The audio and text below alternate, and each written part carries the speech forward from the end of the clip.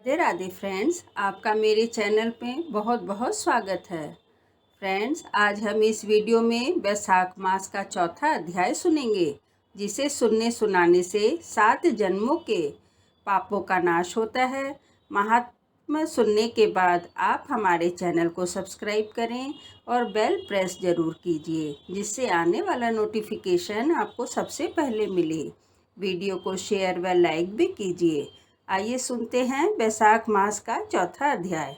नारद जी ने राजा अम्बरीश से कहा कि वे 7 महीने में मनुष्य को पूरे धैर्य और संयम से काम लेना चाहिए तथा अधिक से अधिक समय नारायण भगवान की भक्ति में लगाना चाहिए।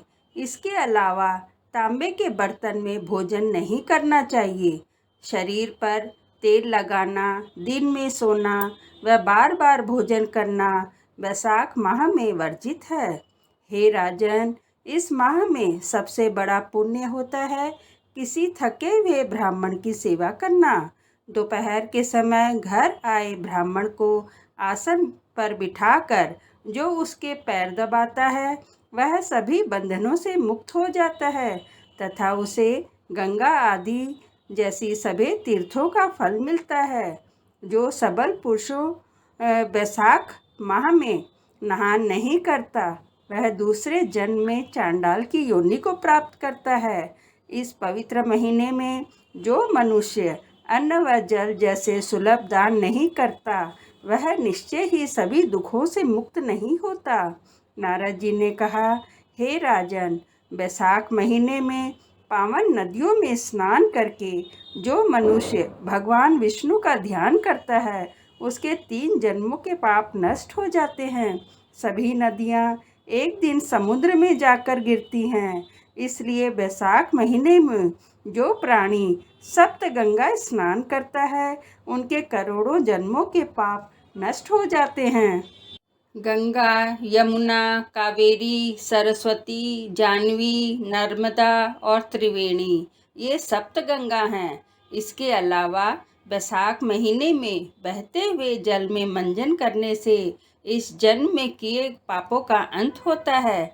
नारद जी बोले, हे राजन, जैसे दूध से उत्तम दही, दही से उत्तम घी होता है, ठीक वैसे ही सब महीनों में उत्तम कार्तिक से माघ, माघ से वैशाख को उत्तम माना गया है।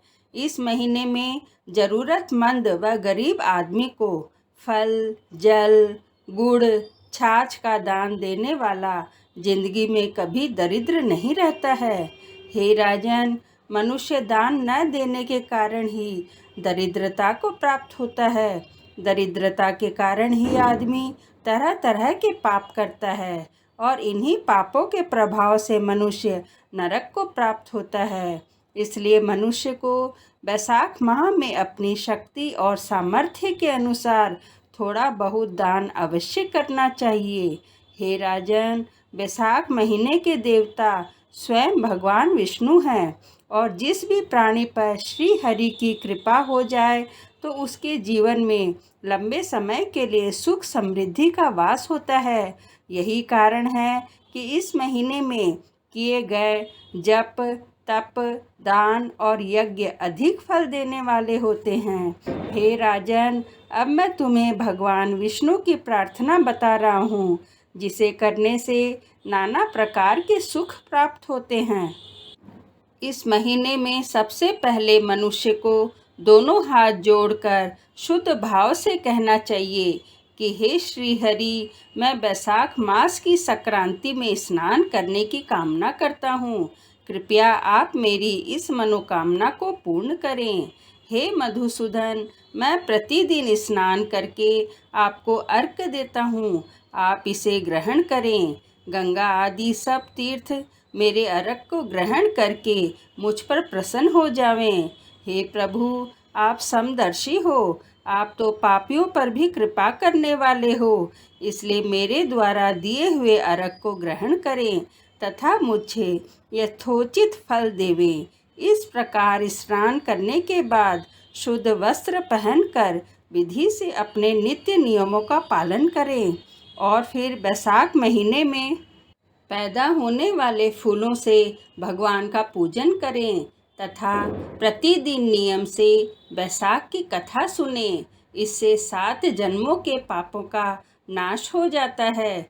नारद जी ने राजा अम्बरीश को बताया कि मैं बैसाख महीने में जो तुलसी दल से भगवान विष्णु का पूजन करता है वह अगले जन्म में राजा जैसे सुखों को प्राप्त करता है और फिर कितने ही कुलों के साथ भगवान विष्णु की कृपा से मुक्ति को प्राप्त होता है। इति वैशाख महात्म चतुर्थ अध्याय समाप्तम।